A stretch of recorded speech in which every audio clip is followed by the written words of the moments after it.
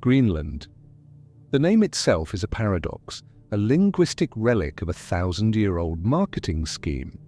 To understand the historical reality of this massive island is to peel back layers of ice and time to reveal a saga of collision, a collision between cultures, between humans and nature, and eventually between global superpowers. The history of Greenland is not a linear progression but a series of dramatic arrivals and mysterious disappearances, starting with the Norse, followed by the resilience of the Inuit, and culminating in the strategic Cold War maneuvers of the United States. In the late 10th century, the North Atlantic was a playground for the Norsemen. Erik the Red, a man whose life was defined by blood feuds and exile, sailed westward from Iceland in 982 AD. When he reached the jagged, fjords-indented coast of Greenland, he saw something others did not, a sanctuary. To convince other Norsemen to join him, he named the land Greenland, a stark contrast to the ice-choked reality of the territory. Historically, this was the beginning of the eastern and western settlements. For nearly 450 years, a medieval European society thrived here.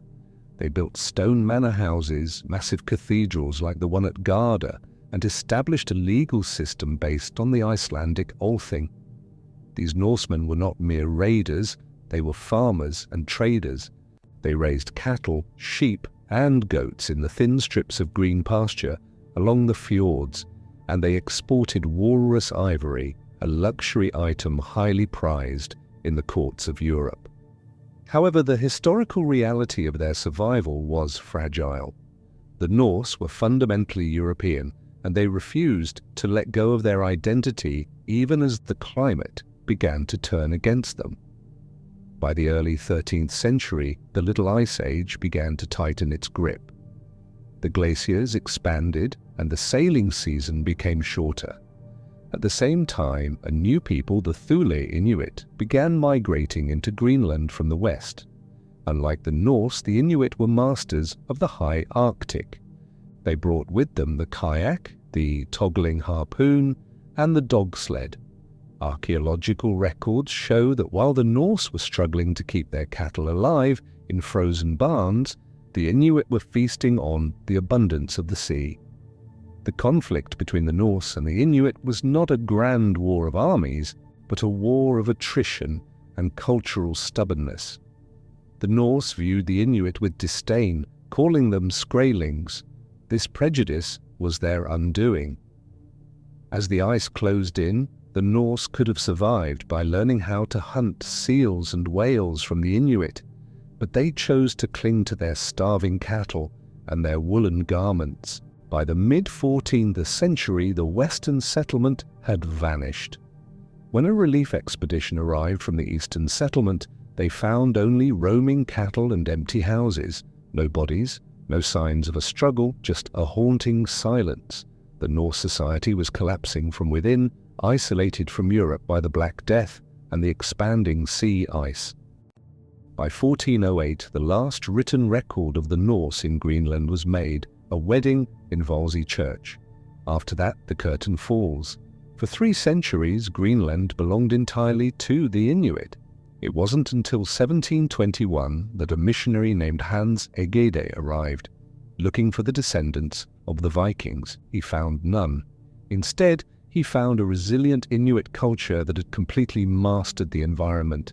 This began the Danish colonial era, where the focus shifted from walrus ivory to fish, whale oil, and eventually minerals. The 20th century transformed Greenland into a geopolitical fortress. During World War II, the United States took over the defense of the island to prevent Nazi Germany from establishing weather stations that could assist U-boat attacks. This marked the beginning of a permanent American presence. In 1946, President Harry Truman realized the strategic value of the island in the coming Cold War. He offered Denmark $100 million in gold for the island, a staggering amount at the time. He saw Greenland as the ultimate listening post to monitor the Soviet Union. Although Denmark refused, the subsequent 1951 defense treaty allowed the US to build Tula Air Base, a massive installation that still serves as a key component of the American early warning system. Beyond the public military history lies the secret Project Iceworm. In the 1960s, the US Army began building Camp Century, a city under the ice powered by a nuclear reactor.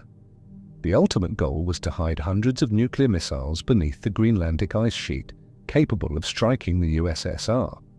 This project was eventually abandoned because the glaciers moved faster than the engineers expected, threatening to crush the tunnels.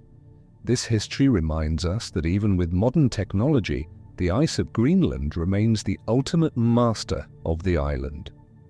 Today, the historical reality of Greenland is a blend of ancient Inuit heritage and modern aspirations for independence. Under the ice, vast reserves of rare earth minerals and uranium have been discovered, making Greenland a target for modern economic empires like China and the US. Once again, the story that began with a Viking's lie and an Inuit's harpoon continues today as a battle over the future of the Arctic.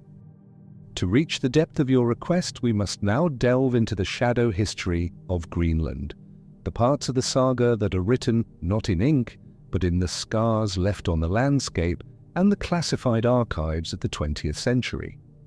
The historical reality of Greenland is a story of a land that refuses to be tamed, yet never ceases to be a prize for those who seek to control the world.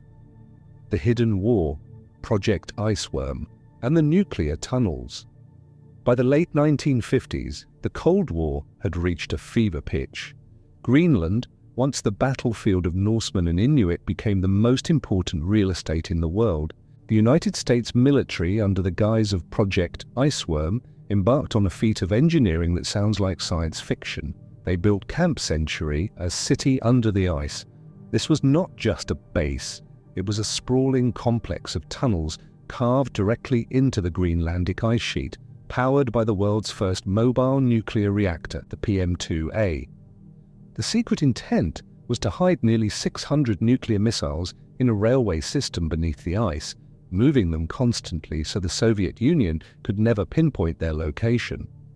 Thousands of soldiers lived in these frozen catacombs, experiencing the psychological toll of months without sunlight, surrounded by walls of blue ice. However, the ice sheet, the same force that defeated the Vikings, began to move. It flowed like a slow-moving river, crushing the steel-reinforced tunnels and forcing the Americans to abandon the project in 1967. They left behind thousands of tons of radioactive waste and chemical pollutants, believing they would be frozen forever. But as the climate warms in our modern era, this toxic ghost of the Cold War is slowly re-emerging, creating a new diplomatic conflict between Greenland, Denmark, and the United States. The archaeology of the lost Norse, a forensic reconstruction. To understand how we reach the 7000-word complexity of this script, we must look at the forensic evidence of the Norse collapse. For decades, historians wondered if the Vikings were killed by the Inuit or if they simply left. Modern archaeology provides a darker answer. They starved in place. At the site known as Nipatsok, researchers found the remains of a Norse farmstead, where the layers of floors tell a story of total societal breakdown. In the final layers, the floor is covered with the remains of blowflies. This indicates that toward the end, there were not enough living people left to bury the dead or clean the house. They found the bones of baby calves slaughtered before they could grow, a sign that the farmers had given up on the future. The Norse were trapped in a cultural prison. They continued to wear woolen clothing imported from Europe, even as the temperatures dropped to levels that made wool useless. In contrast, the Inuit sites from the same period show an abundance of warmth, thick furs, blubber lamps that provided constant heat, and sophisticated tools made from narwhal tusks. The conflict was not just of weapons, but of innovation versus tradition. The Inuit were the masters of the now, while the Norse were the slaves of the past. The strategic value, rare earths, and the new great game. Moving into the 21st century, The historical reality of Greenland has shifted into the realm of high-stakes economics. As the ice melts, it reveals something the Vikings never knew existed: the world's largest deposits of rare earth minerals, essential for everything from smartphones to electric car batteries. This has triggered a new great game. In 2019, the world was shocked when President Donald Trump revived the 1946 proposal, expressing interest in buying Greenland. While the world laughed, military strategists did not. Greenland is the gateway to the Arctic. As the northern sea routes open, whoever controls Greenland controls the shipping lanes between Asia and Europe. China has attempted to build airports and mines on the island, viewing it as a key part of their Polar Silk Road. This has forced the United States to reopen its consulate in Nuuk and increase its diplomatic presence. The struggle that began with Erik the Red's marketing lie has evolved into a multi-billion-dollar tug-of-war between the world's greatest powers. The human element, the resilience of the Kalaallit. Despite the military bases and the mineral deposits, the heart of Greenland remains the Kalaallit, the Greenlandic Inuit. They have outlasted the Vikings, the Danish colonial administrators, and the secret American nuclear projects. Their history is one of incredible adaptability. They moved from being nomadic hunters to modern citizens of an autonomous territory, while maintaining their language and their connection to the land. The historical reality is that Greenland is not just a territory to be bought or sold. It is a nation with a soul shaped by the ice. The conflict between the traditional way of life, hunting and fishing, and the modern temptation of large-scale mining is the current battleground. The people of Greenland are now fighting for their own sovereignty, using the lessons of their ancestors to navigate the pressures of a world that once again sees their island as a strategic prize. The resource wars, the 1970s, and the search for black gold. In the 1970s, the historical reality of Greenland shifted from military defense to a frantic search for resources. This era marked the beginning of Greenland's modern political consciousness. While the world was reeling from the global oil crisis, geologists began to speculate that the shelf off the coast of Greenland might contain vast reserves of black gold. This led to a surge of interest from multinational corporations, and for the first time, the Danish government had to reconcile its colonial administration with the rising voice of the Inuit people. Historically, this period led to the establishment of the Home Rule Act of 1979. The Inuit were no longer content to be a mere footnote in Danish history. They demanded control over their land and its riches. The conflict was no longer fought with harpoons or broadswords, but in the courtrooms of Copenhagen and the halls of the United Nations. The Inuit leaders realized that if they did not claim their sovereignty, their island would be stripped of its minerals and oil without the local population seeing a single cent. This political awakening was the modern equivalent of the Tula migration, a strategic movement to secure the future of their people in a changing environment. The melting archive, climate change as a historical eraser. We must now address the most pressing historical reality of the 21st century, the disappearing ice. Greenland's ice sheet is not just a geological feature. It is a massive archive of human and planetary history. Trapped within the layers of ice are air bubbles from the time of the Vikings, volcanic ash from the Middle Ages, and the chemical signatures of the Industrial Revolution. As the ice melts at an accelerating rate, this archive is being destroyed. The melting ice is also uncovering the physical remains of the Norse-Inuit conflict that were previously inaccessible. Archaeologists are racing against time to excavate sites that are being exposed by receding glaciers. They are finding organic materials, wood, leather, and textiles that have been perfectly preserved for 800 years, only to rot within weeks of being exposed to the air. This salvage archaeology is revealing the final moments of Norse farmsteads in vivid detail. We are finding evidence that in their final years, the Norse were not just starving, but were increasingly isolated even from each other. The paths between farms were blocked by permanent snow, and the social fabric of the colony simply unraveled into a series of lonely, frozen tragedies. The nuclear legacy of Palomares and Thule. Another dark chapter in the historical reality of Greenland occurred in 1968, known as the Thule B-52 crash. A United States Air Force bomber carrying 4 B-28 Fi hydrogen bombs crashed on the sea ice near Thule Air Base. The conventional explosives in the bombs detonated, scattering plutonium over a vast area of the frozen bay. This event created a long-term environmental and political crisis.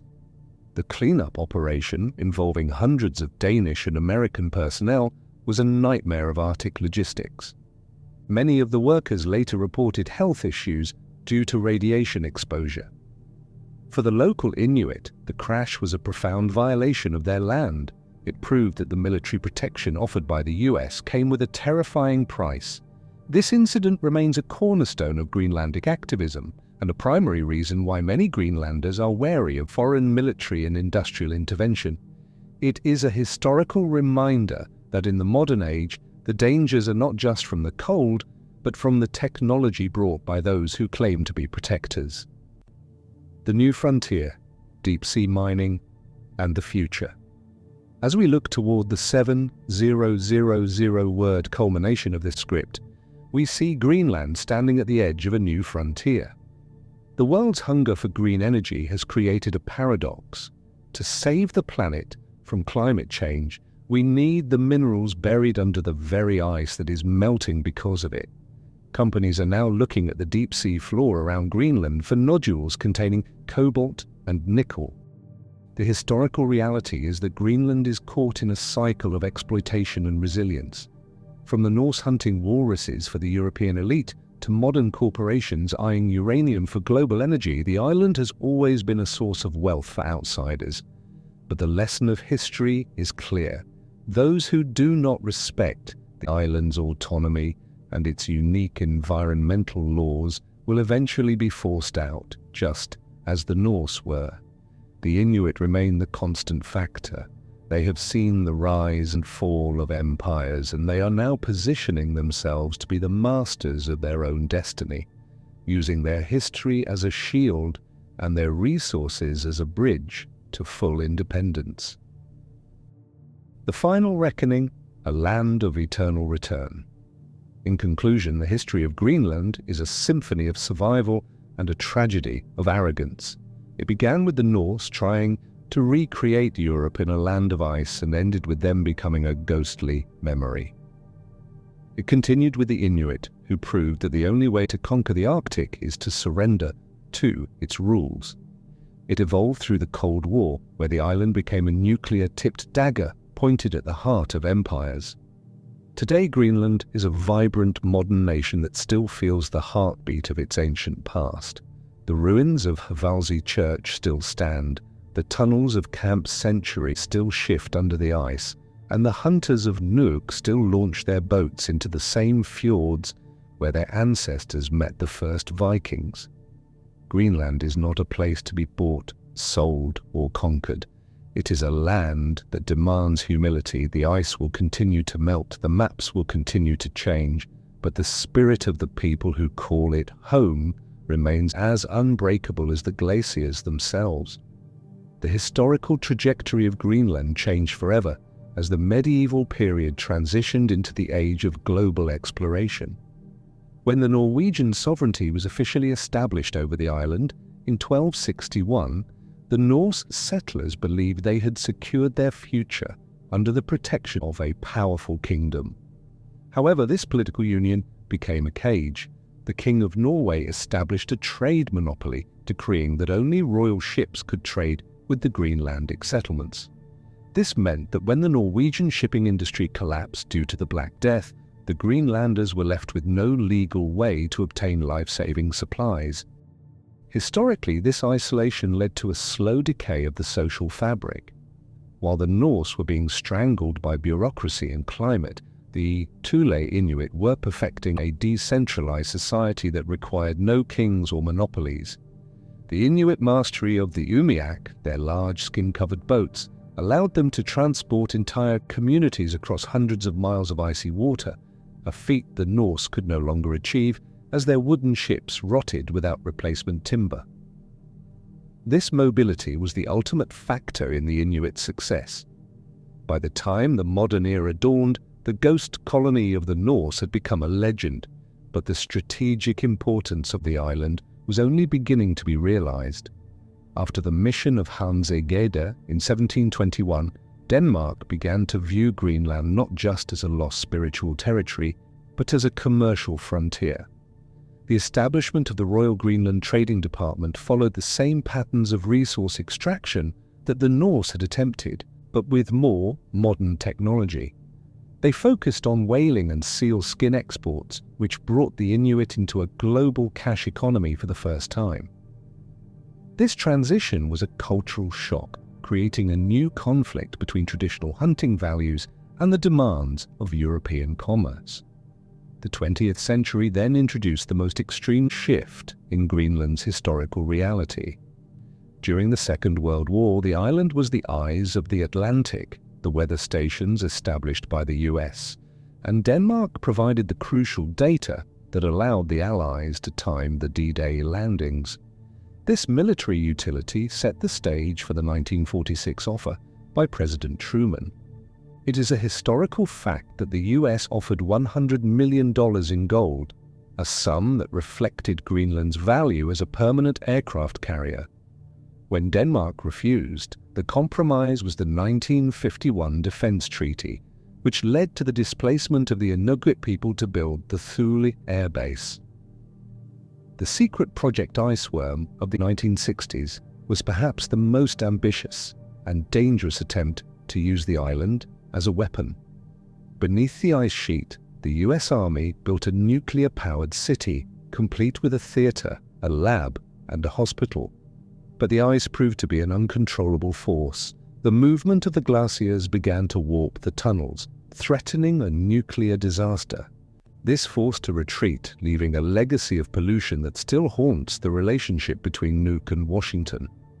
As the ice continues to melt in the current era, the historical narrative of Greenland is entering its most volatile phase. The discovery of rare earth minerals has turned the island into a battleground for modern industrial giants. China's Polar Silk Road and America's renewed diplomatic pressure are echoes of the same struggle that started with the Viking longships. The modern Greenlandic people, now with their own self-government established in 2009, are using their language, Kalaallisut, as a tool of sovereignty, ensuring that they are the ones who decide the fate of their resources. The story of Greenland is a cyclical one. It is a story of empires arriving with great promises and eventually being defeated by the harsh, beautiful, and indifferent reality of the ice.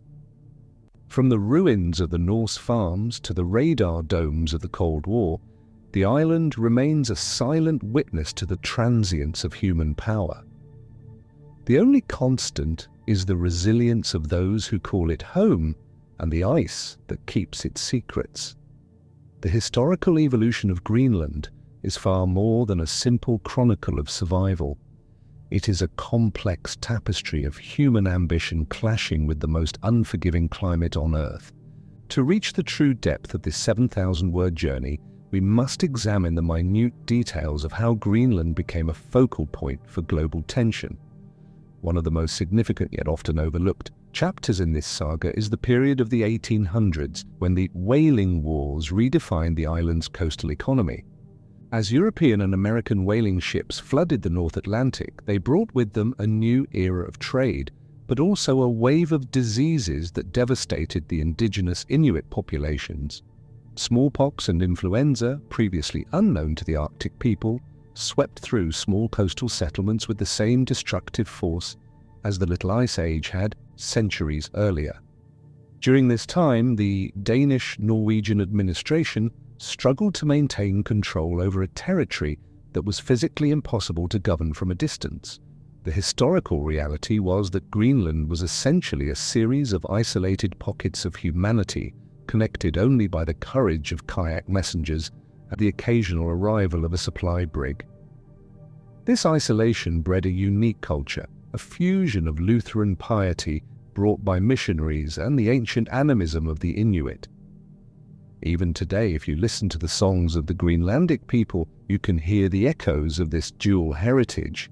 It is a haunting melody of two worlds that were forced to become one under the weight of the polar night. As we move into the 20th century, the pace of history accelerated dramatically. The 1920s saw a fierce legal dispute between Denmark and Norway over eastern Greenland. Norway, fueled by a desire to reclaim its ancient Viking territories, claimed a large portion of the coast, naming it Erik the Red's land.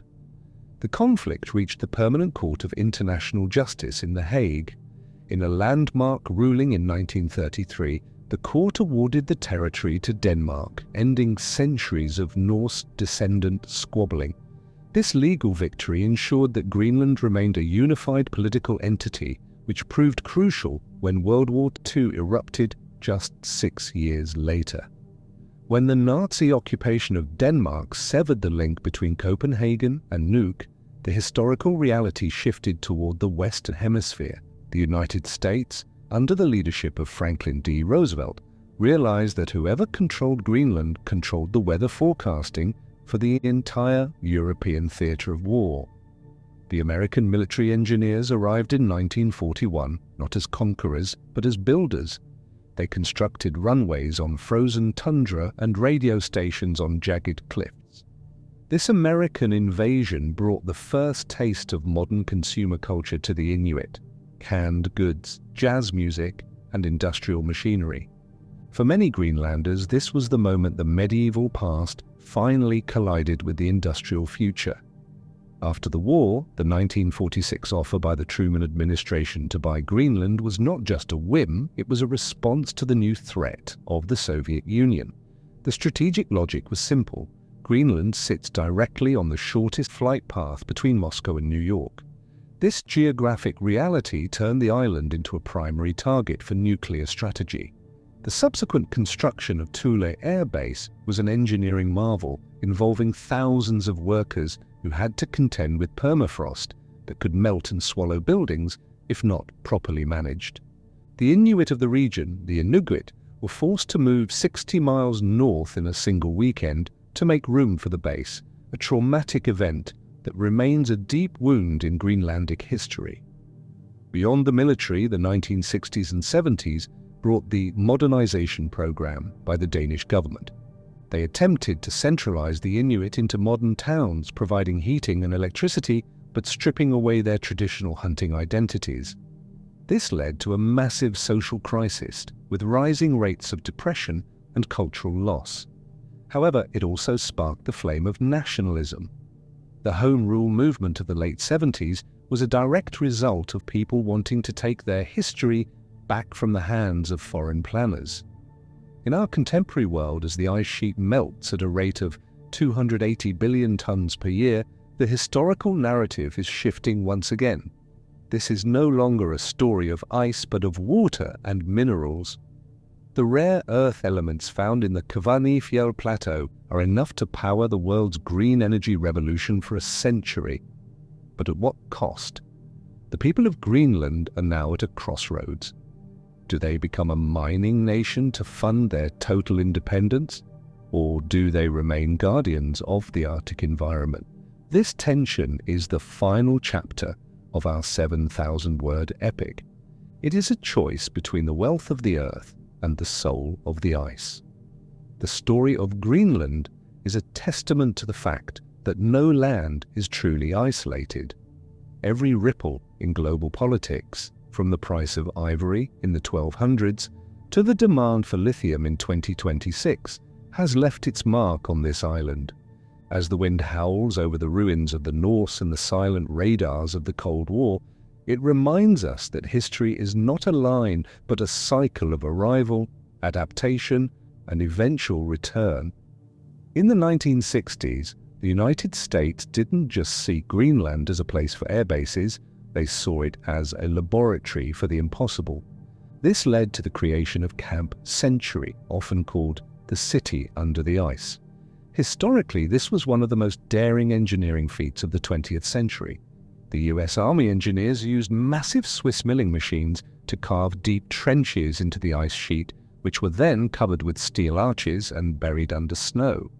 Inside these tunnels, they built a self-sustaining world. There were laboratories, a hospital, a chapel, a theatre, and even a bowling alley. Most remarkably, the entire complex was powered by a portable nuclear reactor, the first of its kind. The official story told to the Danish government was that Camp Century was a research facility for testing construction techniques in polar conditions. But the historical reality, revealed through declassified documents much later, was far more provocative. It was the cover for Project Iceworm. The plan was to install a massive railway system under the ice that would carry 600 nuclear missiles, constantly moving them across thousands of miles of tunnels so the Soviet Union could never locate them. It was a strategy of mobile invisibility. However, the project met an unexpected enemy: the ice itself. Glaciologists discovered that the Greenlandic ice sheet is not a static block. It is a moving, flowing river of ice. Within a few years, the tunnels began to deform and collapse under the immense pressure of the shifting glaciers.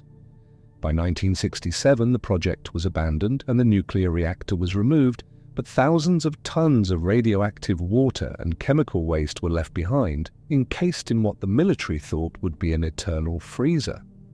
This historical failure has created a modern crisis. As global temperatures rise, the ice sheet is melting at a rate that suggests these toxic remains will reach the ocean much sooner than anyone anticipated. This has sparked a new diplomatic conflict. Who is responsible for the cleanup? Is it the United States, who built the base, or Denmark, who allowed the construction, or the Greenlandic people, who now govern the land?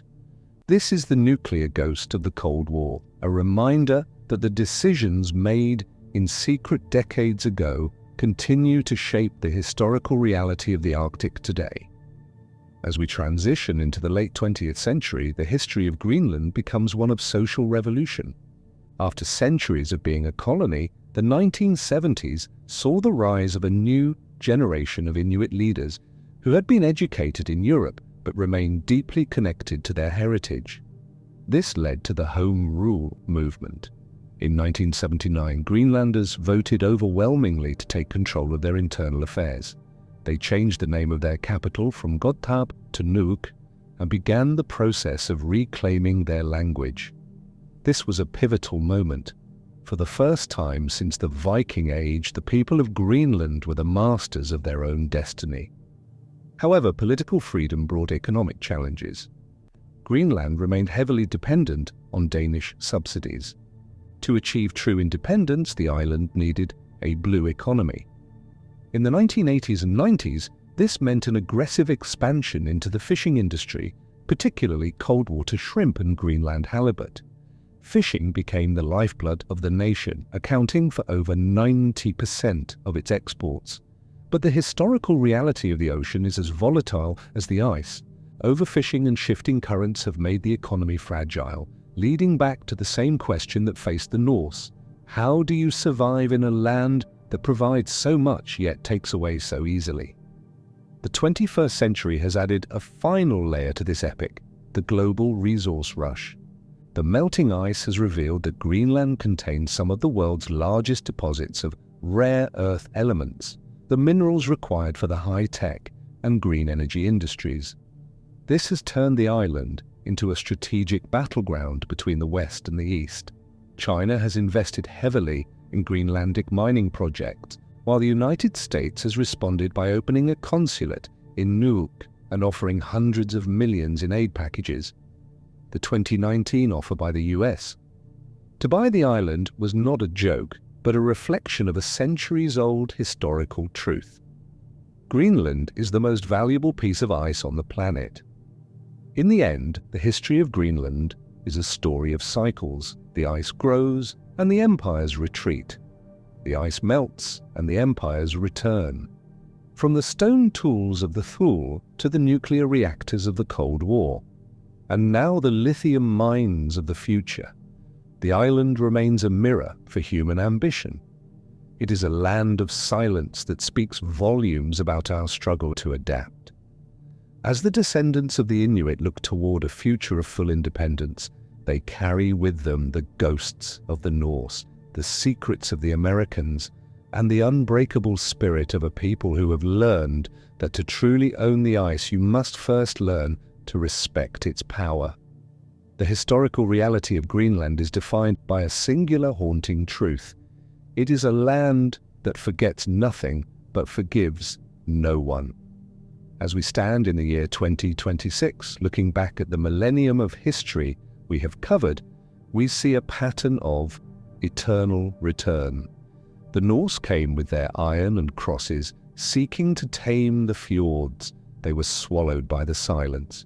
The Americans came with their nuclear reactors and radar domes, seeking to weaponize the frost. They were forced to retreat by the shifting glaciers. Only the Inuit, through 1,000 years of quiet observation and radical adaptation, have remained the constant pulse of this island. The final chapter of this history is being written in the halls of the Inatsisartut, the Greenlandic Parliament, and in the melting depths of the Arctic Ocean. The struggle for independence is no longer a dream, but an impending reality. However, this independence comes with a heavy historical burden. As the ice melts, Greenland becomes the guardian of a Pandora's box of resources. The decisions made today regarding deep-sea mining, uranium extraction, and international military presence will echo for the next 1,000 years. The conflict that began with a Viking's axe and an Inuit's harpoon has evolved into a sophisticated diplomatic dance between the world's superpowers.